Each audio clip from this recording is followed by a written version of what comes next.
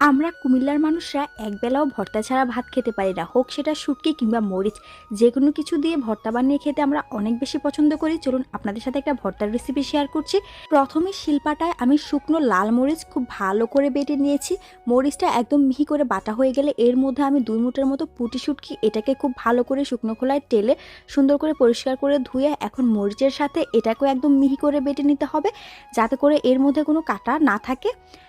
শুটকিটা বাটা হয়ে গেলে এখন এর মধ্যে দিয়ে দিচ্ছি বেশ কিছু ফ্রেশ ধনিয়া পাতা, আর সাথে দিয়ে দিচ্ছি স্বাদ অনুযায়ী লবণ।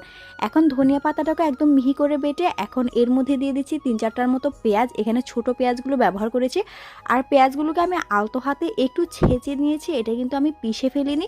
পেঁয়াজটা একটু আদা ভাঙ্গা হবে, এটা খেতেই বেশি মজার। এখন সবগুলো একসাথে আমি খুব ভালো করে মিশিয়ে দিব এ পর্যায়ে হাতের সাহায্যে।